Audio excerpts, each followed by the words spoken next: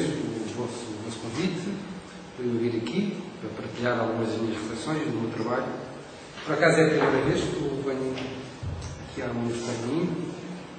Já vim aqui a Braga proferir palestras, mas universitárias, mas nas áreas teológicas e na filosofia. Mas aqui à Universidade de Minho é a primeira vez. Enfim, eu sou sociólogo de formação, para quem não conhecer bem. Comecei a minha vida profissional, por lecionar teorias sociológicas e ao mesmo tempo estive a trabalhar em grandes inquéritos nacionais há muitos anos atrás. Portanto, eu tenho uma espécie também de tarimba, digamos, empírica, empirista. É muito típica da formação, portanto, inicial dos sociólogos e da sociologia, de onde eu venho. Depois aproximei-me sempre muito da sociologia da comunicação. Na minha tese de mestrado, a razão por que eu cruzo a comunicação com a sociologia está enraizada no facto de Luís Peté, quando eu lá lecionava, há muitos anos atrás, há 14 ou 15 anos atrás, o mestrado que nos era oferecido era praticamente mestrado de família, e eu tinha feito a parte final toda da licenciatura em comunicação, e trabalhava depois com o Paquete Oliveira, lecionando nessa área, junto com o José Rebelo, e a tese de mestrado que imaginei tinha que cruzar a comunicação com a família. A família era uma coisa que se me impunha pela oferta que havia, na altura havia muito poucos mestrados, não é a situação abundante que existe hoje em dia, mesmo fora do ISTE, enfim, as alternativas eram pequeníssimas, e o que eu tentei foi fazer um estudo sobre a forma como a esfera pública discutia as tecnologias reprodutivas. Portanto, trabalhava as pessoas da esfera pública um pouco na esfera clássica do Habermas, na altura, e a minha interrogação era a forma como as tecnologias reprodutivas eram discutidas, pensadas, reguladas em Portugal. O direito, a ética, a discussão dos médicos, o mundo religioso. E a minha tese de mestrado foi à volta disso. É aí que eu descubro o problema da técnica. Descubro o problema da técnica. Descubro por via das tecnologias de informação, mas sobretudo pelas tecnologias reprodutivas. Isso originou uma preocupação, a partir dessa altura, pelas relações entre a sociologia e a tecnologia, que nunca mais parou. Depois trabalhei bastante, na primeira minha fase, nas áreas do ambiente, nas questões técnicas, tecnologias alternativas, energias alternativas, conflitos ambientais, tecnologia e conflitos ambientais, e passei a centrar-me muito nas questões da técnica e muito nesta área onde foi feita a minha apresentação, ligada já também às biotecnologias, que remetem para o problema das tecnologias reprodutivas, ou seja, das relações entre tecnologia, o corpo, as transformações, enfim, na esfera da vida. Portanto, essa é a razão do meu percurso. Não é? Portanto, eu começo fazendo inquéritos nacionais aos jornalistas, ao ambiente, às condições de higiene do trabalho, por exemplo, de sinistralidade, enfim, vários outros grandes inquéritos nacionais, fiz uns 5 ou 6 grandes inquéritos nacionais, e depois, a partir da minha tese de mestrado, descubro o problema da tecnologia, começo a acreditar que há qualquer coisa na tecnologia importante e começo a centrar a minha preocupação. E tenho vindo a trabalhar nesta dualidade, tecnologias de informação por um lado, biotecnologias por outro. De facto, o conceito mais importante que poderá organizar a minha reflexão, enfim, a reflexão que eu tenho vindo a fazer, é a tal ideia de capitalismo informacional.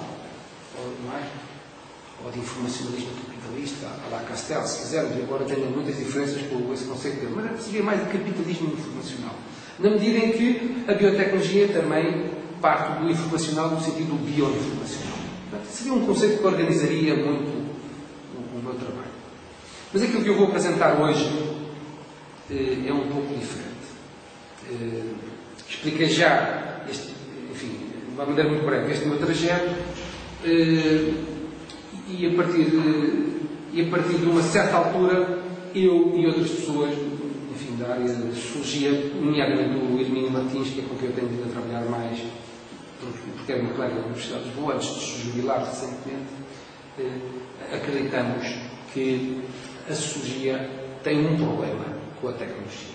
A sociologia tem um problema, significa tem dificuldades em formular, não é, um problema para a questão da tecnologia. E aí acreditamos mesmo, a introdução desta análise social que nós organizamos, acreditamos mesmo que a tarefa mais importante, não pode haver tarefa mais importante da sociologia, senão mesmo do resto das ciências sociais. É claro que isto é uma hipótese, não é? Mas acreditamos muito vivamente nisso, se não se colocar uma interrogação sobre a civilização tecnológica. Acreditamos que as ciências sociais, e nesse sentido a sociologia também, tem que se preocupar com o fenómeno da tecnologia da mesma maneira que os sociólogos, os pioneiros da sociologia, se preocuparam com a civilização industrial. Estamos completamente convictos que estamos numa situação de civilização tecnológica que nos coloca uma interrogação séria e um trabalho sério de investigação ao redor desta civilização tecnológica emergente, da mesma forma que o problema da indústria e da sociedade industrial se colocou aos pioneiros da sociologia. A Conta, Durkheim, a Georg Simmel, Max Weber, a IATS, a Saint-Simon, etc. Portanto, esse é um pouco o nosso programa de trabalho, enfim, que une os nossos esforços. Bom, portanto, o trabalho que eu aqui apresento parte muito desta hipótese. E eu faço uma leitura, tento fazer uma leitura daquilo que eu vou aqui apresentar, a partir, ou seja, formulo uma hipótese a partir da leitura que faço do Georg Simmel. No fundo, eu também sou um sociólogo. Na minha matriz de professor antigo de teorias sociológicas, um sociólogo, digamos assim, de traços zimmeliano.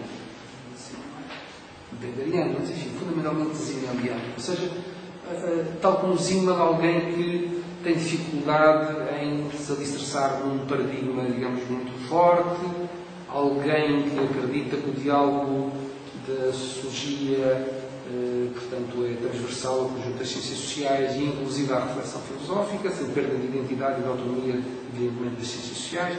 Fundamentalmente, alguém que considera que as ciências sociais são ciências humanas também. Não são apenas sociais, são também humanas. Porque não é possível reconstituir, não é? Portanto, a visão da sociedade sem considerarmos todo um conjunto de outras questões mais da ordem, digamos assim, das ciências humanas, porque se não fizermos esse esforço, é muito improvável que nós consigamos ter uma visão, portanto, do homem, digamos assim, completa, ou próxima, portanto, de uma visão mais, enfim, mais consistente do homem, nomeadamente numa época de mudanças muito aceleradas. Acho que Simmel tem muito essa intuição. Eu parto, portanto, de uma leitura de Simmel para a questão da tecnologia, por várias razões que vou explicar muito rapidamente para percebermos onde é que se situa a relação de Simmel com a questão da comunicação. Eu tive a oportunidade de apresentar justamente esta tese sobre Simmel num longo ensaio que escrevi, e que tem uma tradução portuguesa, e tem várias traduções lá fora, e que saiu, enfim, há algum tempo, não há muito tempo, mas há algum tempo, na revista que organiza as obras.